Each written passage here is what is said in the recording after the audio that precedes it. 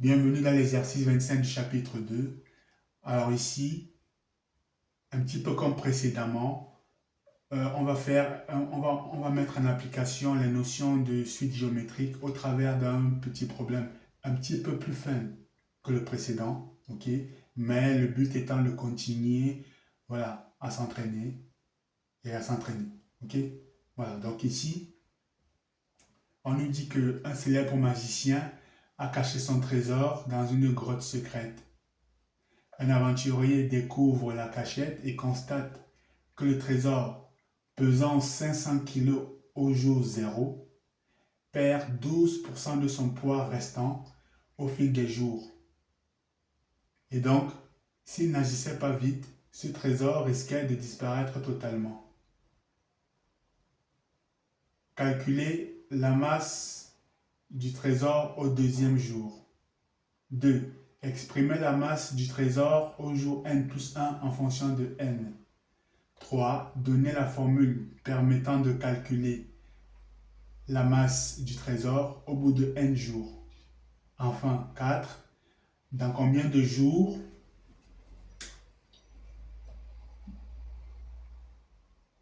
la masse du trésor passera-t-elle en dessous de 5 kg? Alors ici, simplement le magicien a placé, juste pour remettre le contexte, le magicien a placé un trésor dans une grotte avec un sortilège de disparition. Ok, c'est la raison pour laquelle, voilà, si l'aventurier ne réagit pas rapidement, le trésor va disparaître. En fait, le magicien a placé dans ce trésor un sortilège de disparition. Voilà, ok. Donc ici, dans la question 1, calculer la masse du trésor au deuxième jour. Alors, l'exercice ressemblant quand même au précédent, je vais aller assez vite, ok? Je ne vais pas vraiment expliquer parce que si vous avez fait le précédent, vous allez faire celui-là assez rapidement aussi. Donc, je ne vais pas trop m'attarder sur l'explication, je vais aller rapidement, ok? Donc voilà, on va reprendre la première question. Question 1. Calculer la masse du trésor au deuxième jour. Alors, on a la masse au jour 0, ok, qui vaut combien? 500. Ok. Ensuite, on a dit combien? On a dit que la masse perdait 12% de son poids. 12%. Donc, on peut dire que T%, ok, est égal à 12%. Ok. Donc, T est égal à 12. Voilà. Ensuite, qu'est-ce qu'on fait? Une fois qu'on a noté tout ça, on calcule, au lieu de calculer directement au deuxième jour, la masse au deuxième jour, on calcule déjà la masse au premier jour. Ok? Donc ça fait, masse au premier jour, ça fait 500, ok? Multiplié par 1, ok? Moins 0,12. Ça fait 500 multiplié par 0,88. Ok? Donc, la masse au premier jour est donc égale à 440. Alors, on peut mettre les unités si on veut, kilos. Ensuite, la masse au deuxième jour, on repart de là, 440, ok? Multiplié par 0,88, ok? Ça nous fait 387,2. Toujours en kilos, ok? Donc voilà la réponse à la question 1. Question 2. Exprimer la masse du trésor au jour n plus 1 en fonction de n.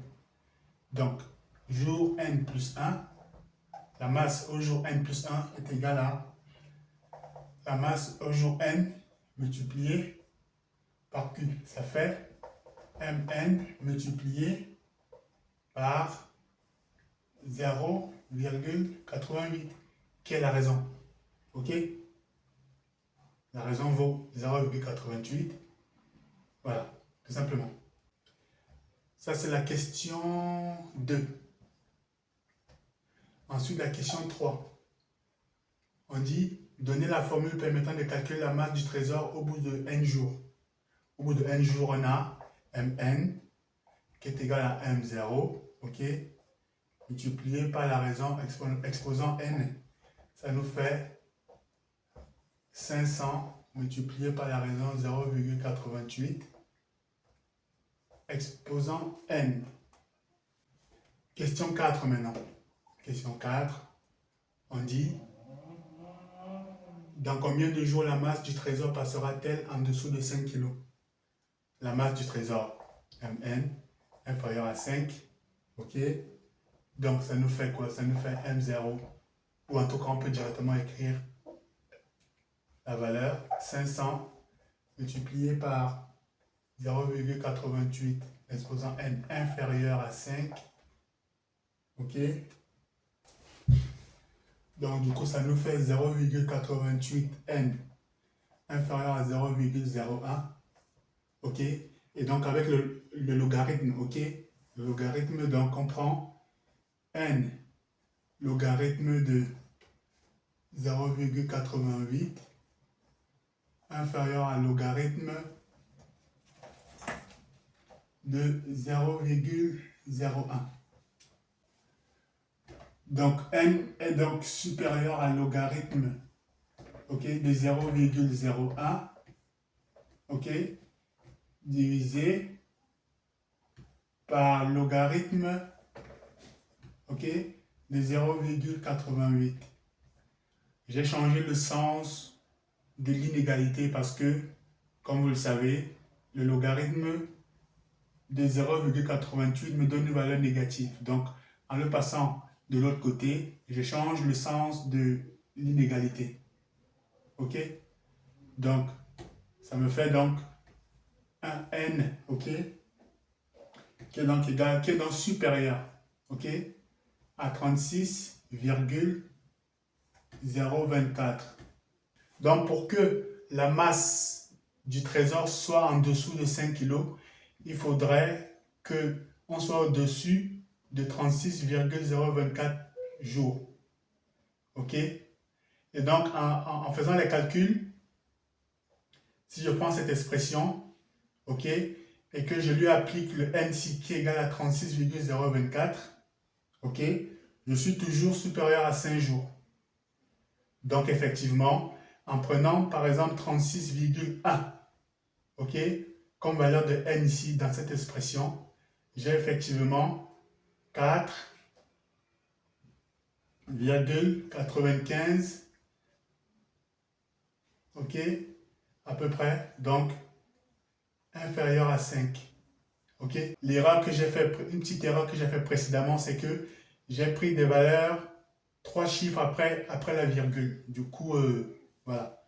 Mais en fait, en étant très précis, ok, s'il faut être très précis, c'est mieux de poser l'opération comme ceci, ok. Et là, on a une valeur précise et à partir de là, on peut vérifier et constater qu'effectivement, il faudra qu'on soit supérieur à cette valeur en jours pour que la masse soit en dessous des 5 kg, ok.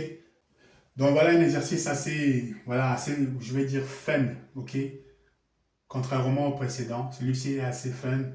Voilà, le but ici était vraiment de continuer à s'entraîner, ok, au travers d'un exercice du même type, bien qu'étant à peu près différent au niveau de la forme, ok. Donc voilà, si vous avez des questions, vous les posez. Sinon, rendez-vous dans l'exercice 25.